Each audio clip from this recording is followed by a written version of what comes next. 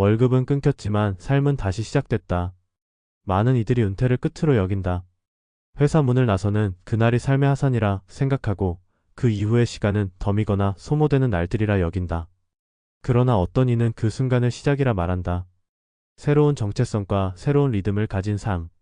돈은 줄었지만 마음은 넉넉해졌고 일정은 비었지만 삶은 오히려 촘촘해졌다고 말한다. 물론 그것은 준비된 사람에게만 허락된 고백이 아니다. 오히려 준비되지 않았던 사람들이 오랜 시행착오 끝에 겨우 붙잡은 진심일지도 모른다.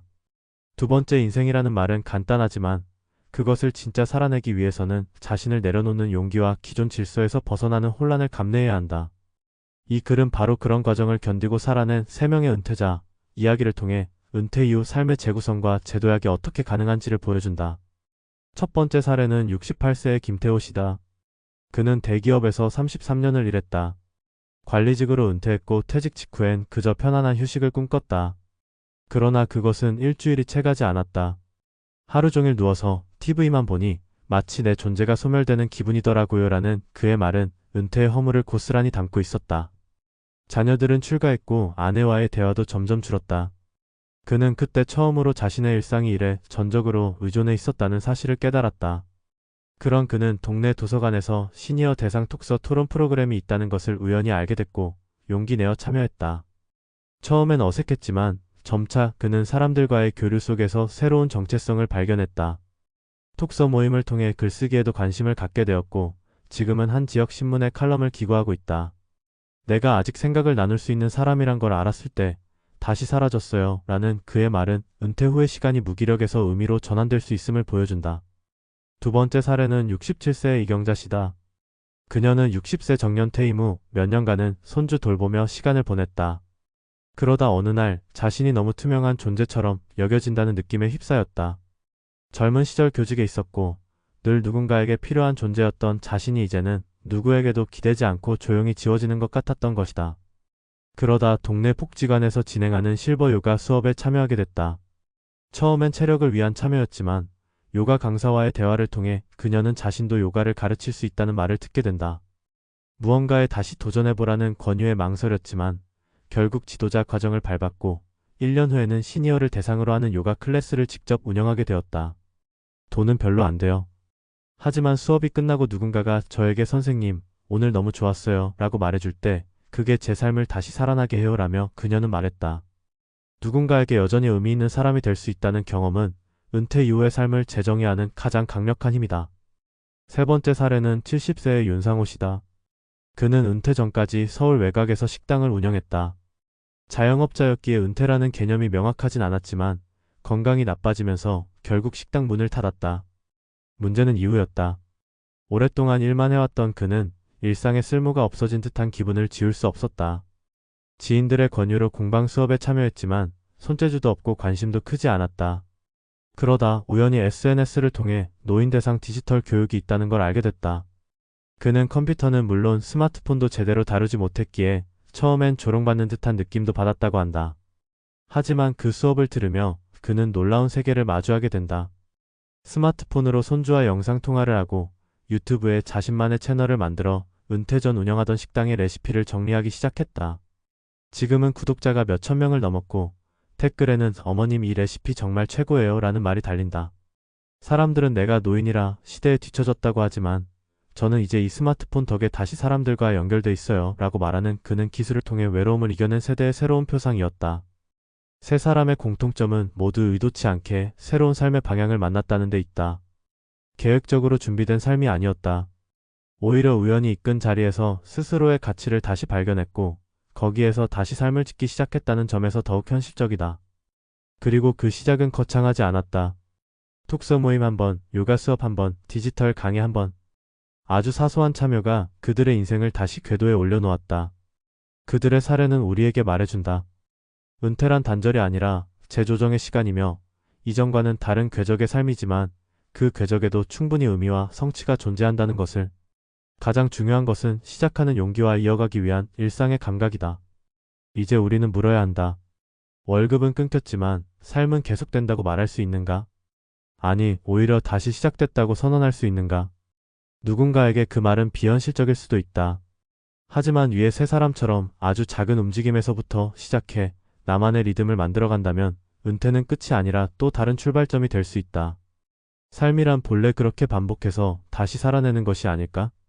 비워진 지갑은 다시 채울 수 없을지 몰라도 비워졌던 마음은 다시 채워질 수 있다. 그리고 그 마음으로 다시 일어선 사람들의 이야기는 우리 모두에게 조용하지만 강한 메시지를 건넨다.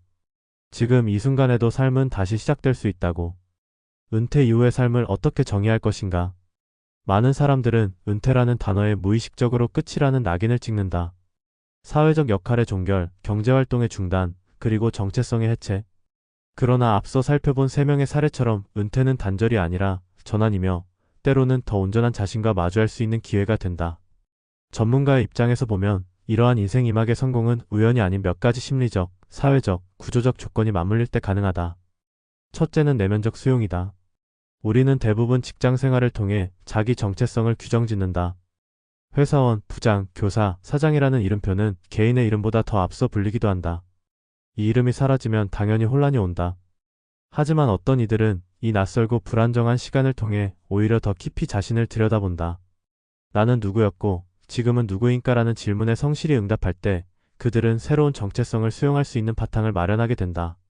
이것은 단순한 마음가짐의 문제가 아니다. 오랜 시간 타인의 기대에 맞춰 살아온 사람일수록 자신만의 언어, 취향, 가치관을 되찾는 일이 결코 쉽지 않다. 하지만 이 작업을 거치지 않고서는 은퇴 후의 삶이 타성에 흐르거나 고립으로 치닫기 쉽다. 둘째는 소속감의 재구축이다. 인간은 관계 속에서 자기를 확인하고 유지한다. 일터를 떠난 뒤 가장 먼저 찾아오는 공허감은 바로 불리는 이름이 사라진 상태에서 온다. 그래서 많은 전문가들은 은퇴자들에게 새로운 커뮤니티에 참여를 적극 권한다. 그것이 지역의 자원봉사든 복지관의 프로그램이든 온라인 커뮤니티든 상관없다. 중요한 건 그 공간 안에서 자신의 역할을 다시 정의할 수 있는 경험을 하는 것이다. 이 역할은 반드시 돈이 되어야 할 필요는 없다. 가르치는 사람이든 도와주는 사람이든 함께 있는 사람이든 모두가 관계의 중심이 될 수 있다.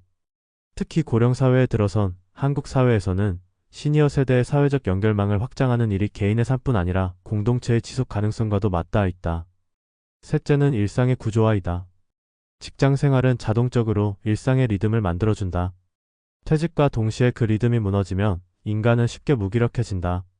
아침에 일어날 이유가 없고 점심시간이 의미 없으며 밤이 와도 아무 일도 달라지지 않는다.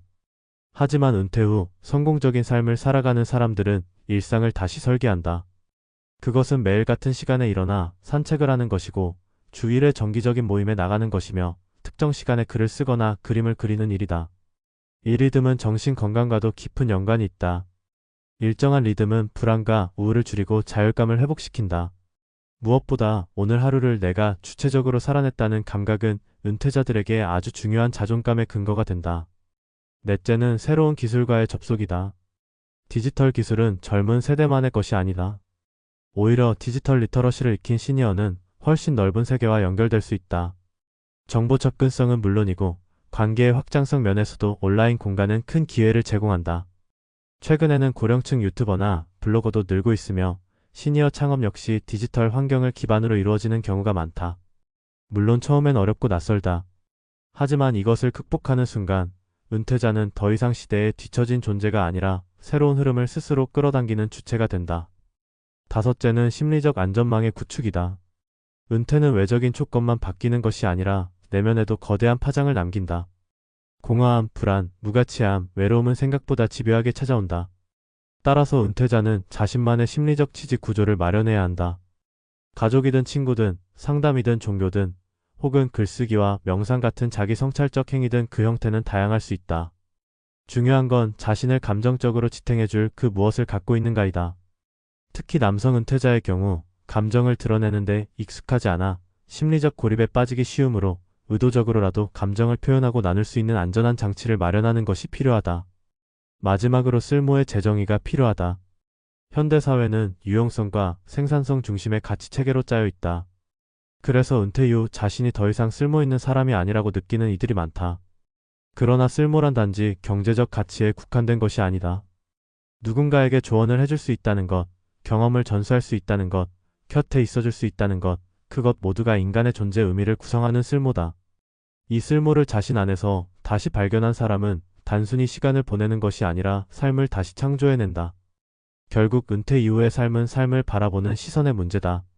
더 이상 필요 없는 존재라는 사회의 시선을 내면화할 것인가, 아니면 스스로의 손으로 새로운 삶을 만들어갈 것인가.